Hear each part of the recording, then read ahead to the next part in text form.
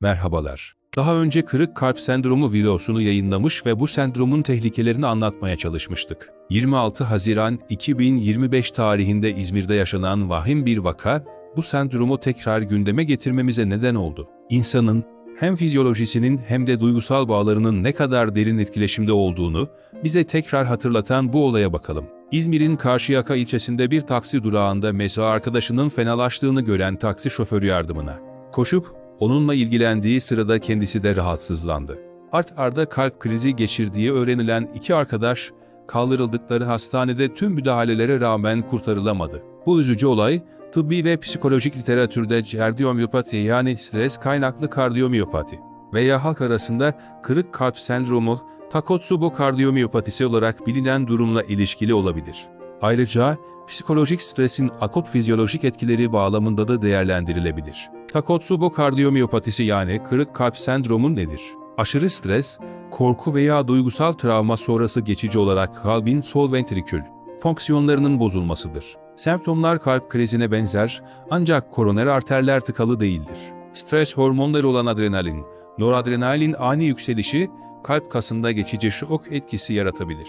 Bu olayla ilişkisi ne olabilir? Mesela arkadaşının fenalaşmasını gören şoförün yaşadığı ani stres, adrenalin patlamasına ve kalp ritminin bozulmasına neden olmuş olabilir.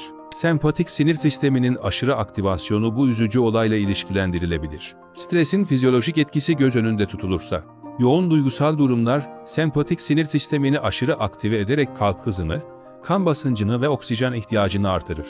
Bu da özellikle altta yatan kalp hastalığı olan bireylerde akut krizi tetikleyebilir. İkili etki mekanizması söz konusu olabilir. İlk şoförün fenalaşması, ikinci şoförde hem fizyolojik stres hem de bakım veren rolünün getirdiği psikolojik yük oluşturmuş olabilir. Psikolojik fizyolojik zincirleme reaksiyon durumuna baktığımızda empatik stres de etkin olabilir. Yakın birinin acısına tanık olmak, özellikle güçlü bir duygusal bağ varsa, gözlemciyi de benzer fizyolojik stres tepkilerine sokabilir. Buna eşduyum stresi adı verilmektedir. Sosyal bağın önemli olduğunu da yok sayamayız. Meslektaşlar arasındaki yakın ilişki, birinin acısının diğerinde akut stres tepkisi doğurmasını kolaylaştırabilir. Tıbbi literatürde benzer vakalara rastlanmaktadır. Vuldo ölümü tarafından 1942'de ortaya atılan bir terim olup psikojenik ölüm veya psikosomatik ölüm olarak da bilinir. Korku gibi güçlü bir duygusal şokun neden olduğu ani ölüm olgusudur. Bazı kültürlerde aşırı korku veya inanç nedeniyle ani ölümler bildirilmiştir. Bu, psikosomatik bir mekanizmayla açıklanır. Eş zamanlı kardiyak olaylar, özellikle yaşlı çiftlerde, bir eşin ölümünü takiben diğer eşin kısa sürede hayatını kaybetmesi yani kırık kalp sendromu varyantı yaşanabilmektedir.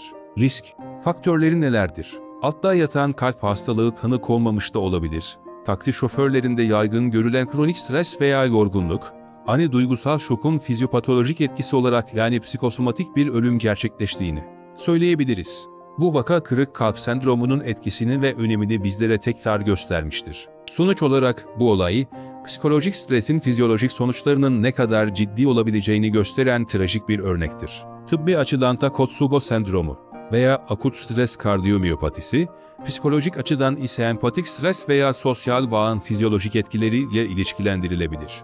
Benzer vakalar, stres yönetimi ve yüksek riskli mesleklerde çalışanların sağlık taramalarının önemini vurgulamaktadır.